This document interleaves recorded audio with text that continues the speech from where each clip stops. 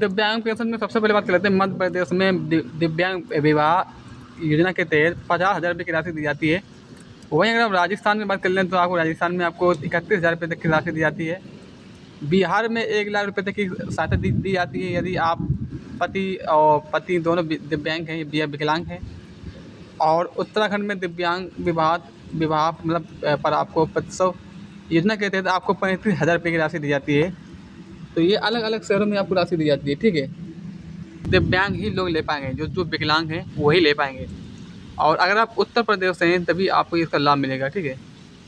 और इसका जैसे कि इस योजना का लाभ जैसे 2024 में लॉन्च हुआ था। और इसका दिव्यांग युवक होना चाहिए। अगर आप पति दोनों दिव्यांग हैं तो आपको 35,000 रुपये मिलेगा। अगर एक दिव्यांग और एक समान है तो आपको लड़की को मिलेगा 20,000 रुपये और लड़के को मिलेगा 15,000 रुपये। दिव्यांगों को विवाह के लिए प्रोत्साहित करना एक अनिवार्य है।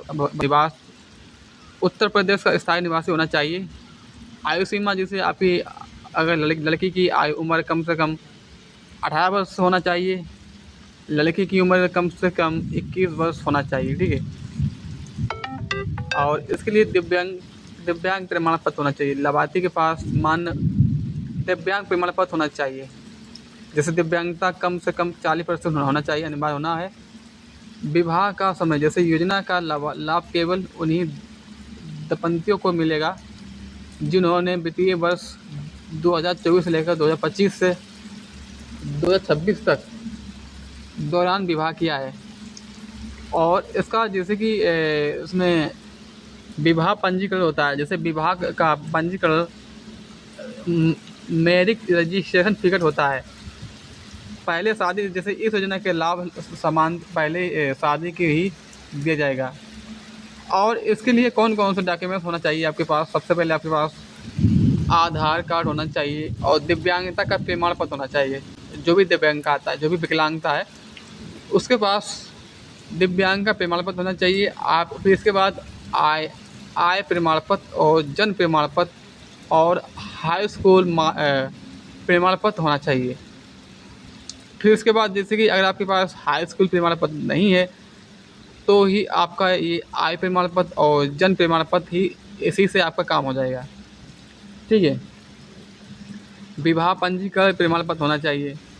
बैंक पासबुक या फिर छात्रवृत्ति या सहायता राशि सीधे बैंक खाते में आती है।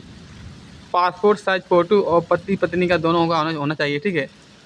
मोबाइल नंबर होना चाहिए और निवास प्रमाण पत्र, Aadhaar card, ration card, voter ID, इनमें से आपके पास कुछ ना कुछ तो होना ही चाहिए। मान लीजिए बहुत से लोग पढ़ाई नहीं करते हैं, ठीक है, और उनके पास हाई स्कूल की मार्कशीट नहीं होती, मतलब हाई स्कूल का प्रमाण पत्र नहीं होता है। तो ऐसे में अगर आपके पास आय प्रमाण पत्र है या फिर जन्म प्रमाण पत्र है तो भी आपका काम हो सकता है, ठीक है। अब इसके लिए ऑनलाइन कैसे करना है? ऑनलाइन करने के लिए आपको कुछ नहीं करना है, सिर्फ आपको क्या करना है, आपको ऑफलाइन आवेदन करना है।